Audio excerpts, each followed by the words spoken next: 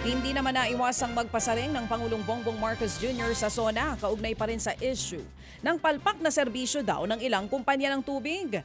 Walang binanggit na kumpanya ang Pangulong Marcos pero sinabi niyang pinaiimbestigahan na niya ang naturang joint venture at sangkot na water district. Nakita ko na ang report. Kaya't ginagawa ng luwa ngayon ang mga mabisang hakbang laban sa palpak na serbisyo ng mga water district at kanilang mga joint venture partners.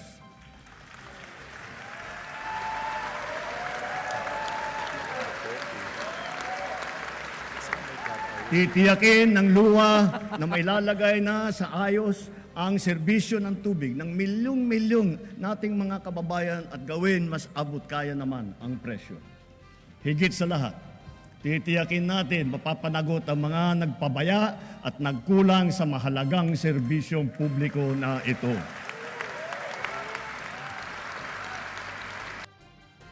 Yan nga po ang tinig ng Pangulong Bongbong Marcos Jr.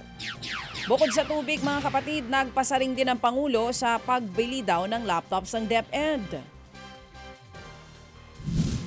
Ang mga laptop na laan para sa bawat guro sa public school.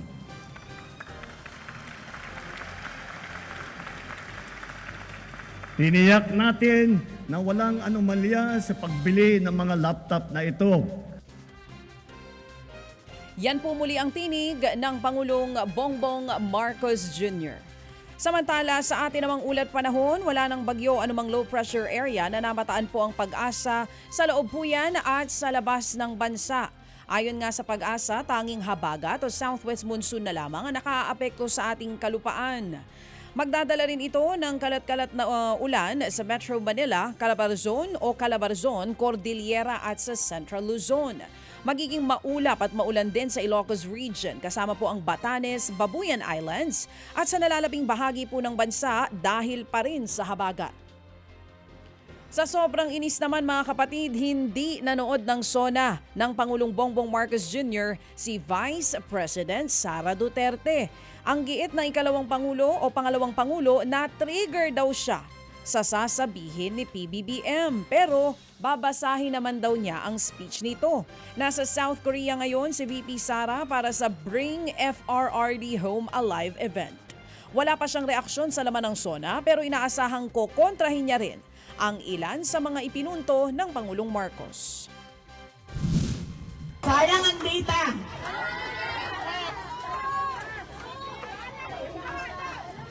Kaya nga ma'am, ako din ayaw ko na rin manood. Kasi alam nyo, sa totoo lang sa totoo lang talaga, natitrigger ako sa pag nakikinig ako sa kanya.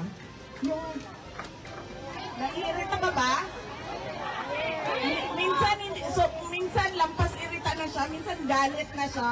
Kaya pareho tayo ma'am hindi na ako manonood, babasahin ko na lang. Kailangan natin magbasa.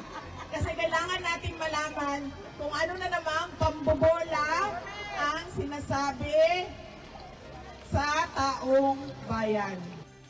Yan nga po ang tinig ni Vice President Sara Duterte. Samantala, ayaw naman na raw ituloy ng ilang senador ang impeachment trial ni Vice President Sara Duterte. Kasunod po yan ang desisyon ng Korte Suprema na naideklarang unconstitutional o labag sa batas ang reklamo laban sa bise. Ayon po kay Senate President Cheese Escudero, wala silang choice kundi sundin ang sinasabi ng Supreme Court. Pero pag-uusapan daw muna nila ngayong araw o kahapon po yan kung dapat ba talagang ituloy ang paglilitis o hindi.